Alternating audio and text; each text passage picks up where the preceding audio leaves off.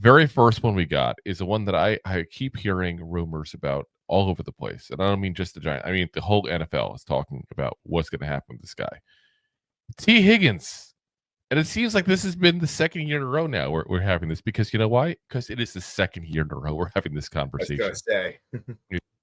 So PFF, when they did their rankings, said Higgins rarely missed time over his first 3 seasons, but has unfortunately been bitten by the injury bug in back-to-back contract years.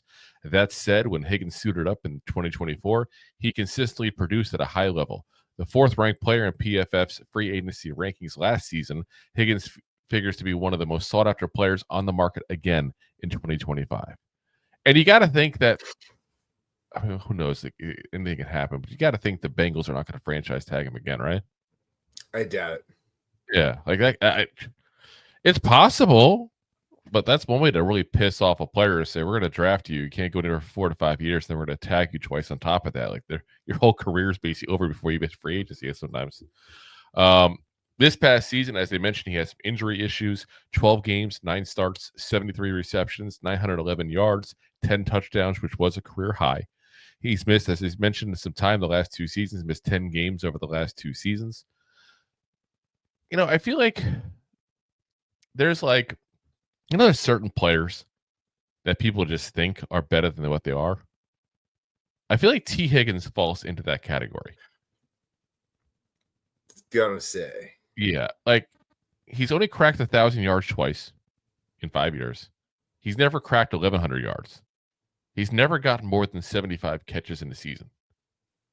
And people look at it and go, wow. And I think part of it is he's on the Bengals. Obviously, not this past season, but prior years, the Bengals have been a good team.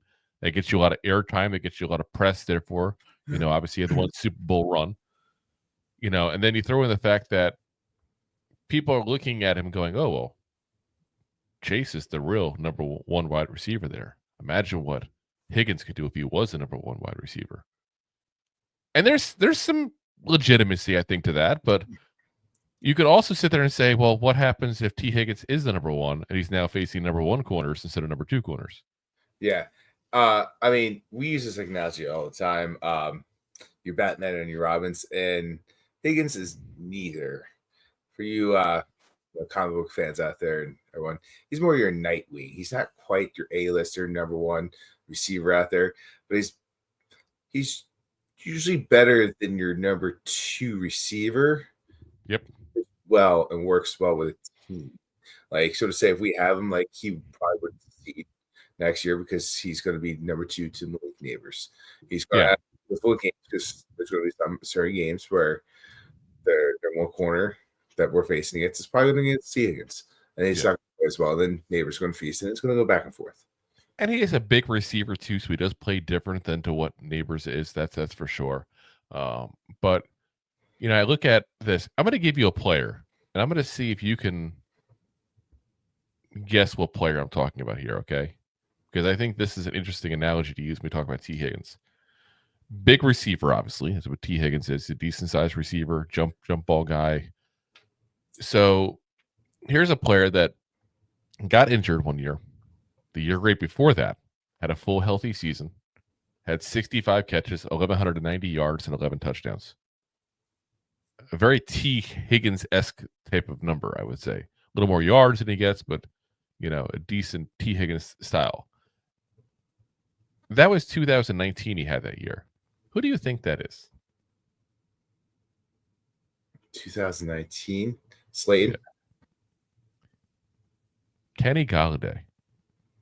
And I'm not saying he's Golladay. I'm just saying people act like this guy is going to be an amazing wide receiver and going to be an automatic number one wherever he goes. And I don't look at him as that kind of player. I look at him as a guy who could be that kind of player potentially. But I'm not going to sit here and make it a given thing. And I'm telling you right now, if he has free agency, someone's going to pay this man like $30 million a year. He is not worth that.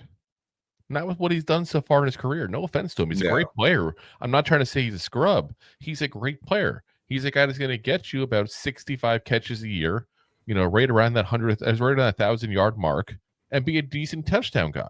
Like, that's a good, solid player. he's not a top 5 wide receiver. No. And because it's free agency, you're going to pay him as such. Which is crazy, too, because, like, we didn't really talk about too much last year, even though I took second place in the league. Thank you very much. Fantasy football. You talk about a 10, 12-man league, he's nowhere near number 1 receiver. No. In this league. He's a second tier, like, bottom of the barrel, tier 2 receiver. Yeah. You're talking 12-man league. So he may fall to the 3 spot in some of those leagues, which means 32 teams. Like, guess where he's at? He's at that second round. But that's where that thing comes into be is, do you think his production is hurt by Chase, or do you think it's helped by Chase? Meaning, like, that he's not the main target, but he's also not getting the top end corners. As I'm saying, I think it's both. Yeah. Like, it's weird to say I think it's both, because he's not getting the number 1 targets because he's playing with such a dynamic player like Chase. Yeah. So you have to respect Chase as a quarterback and the corner. So obviously, number 1, sometimes Chase double coverage still gets the ball. And guess what? Bro still throws to him in double coverage. So it's definitely under the numbers that way. But at the same time, it leaves Higgins wide open so much. Yep. So, yeah. And again, it's not taking away from him. I just want to be clear. I don't want people thinking like we're Higgins hating here. Okay. We've been a big fan of Higgins ever since Magnum PI. But what I'm saying is that he's not elite. He's a good, above average, borderline great, but he's not elite. And that's the difference, is you're going to have to pay him like he's elite to get him in free agency.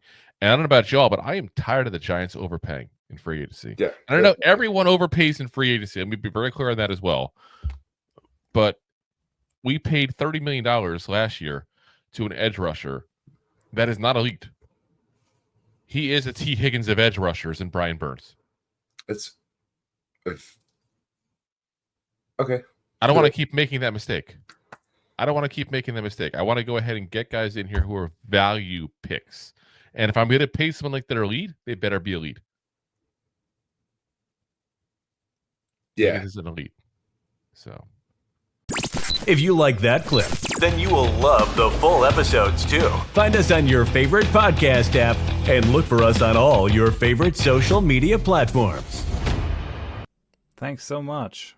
Please, I'm begging you. Please subscribe.